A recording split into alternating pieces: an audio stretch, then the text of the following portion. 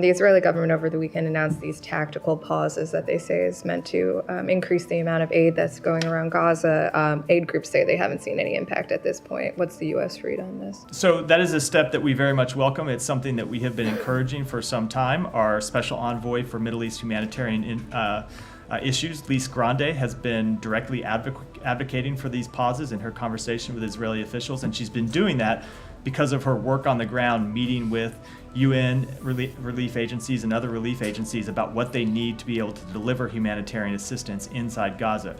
We continue to have a tough situation where there is now a fair amount of aid that's making it to Kerem Shalom, but then not always being distributed from Kerem Shalom to the inside of Gaza. Some of that is because of the conflict in Rafah. Some of that is the instability in the security situation on the ground, where you see trucks that are in some instances attacked by private parties, by looters and criminals.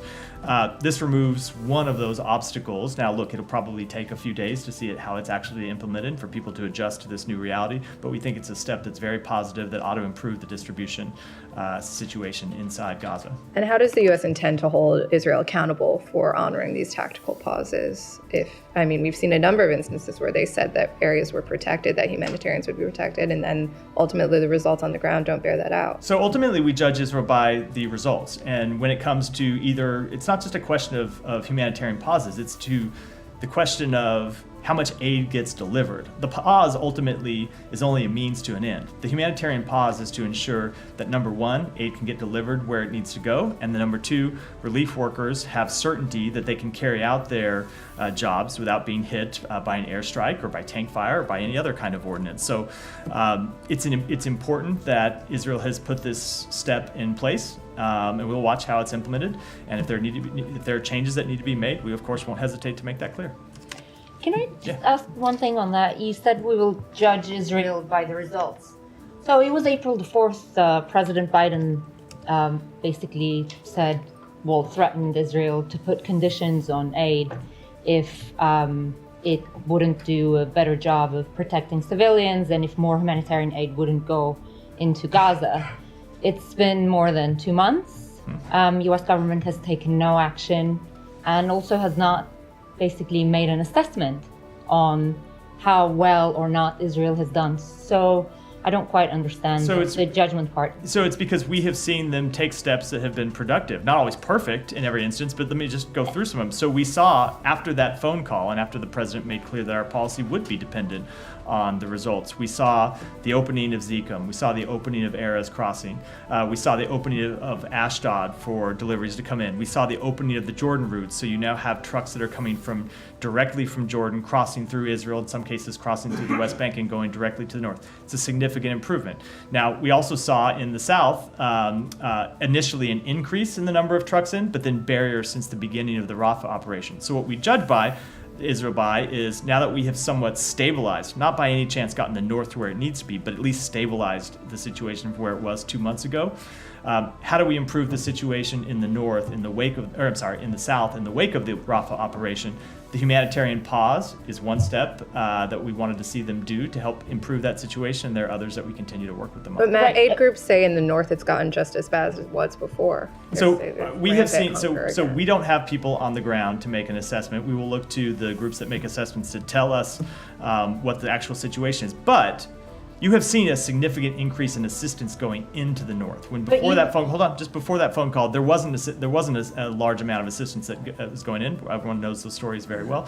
We have now seen assistance going in. Now, look, when we see reports from humanitarian groups, say the IPC that issues reports from time to time, we will take a look at those, and if there are things that need to change, we won't hesitate to be direct with Israel about how they need to make those changes. But we have seen an improvement in the aid situation going in the north, and we've seen somewhat of a stagnation in the south, and that's what we want to see reversed. But that improvement in the steps didn't actually translate into results, because you just said that the distribution hasn't improved, and that has a lot to do, especially in the south, with the start of the Rafah operation. Okay, it's not the major, you guys don't call it the major military operation, but in the end it basically obstructed the delivery of aid, and that was an action taken by Israel. So the point I made, it's not just the Rafah operation. There has also been attacks on trucks, attacks on humanitarian convoys coming in by common criminals and looters. That isn't an action taken by the government of Israel,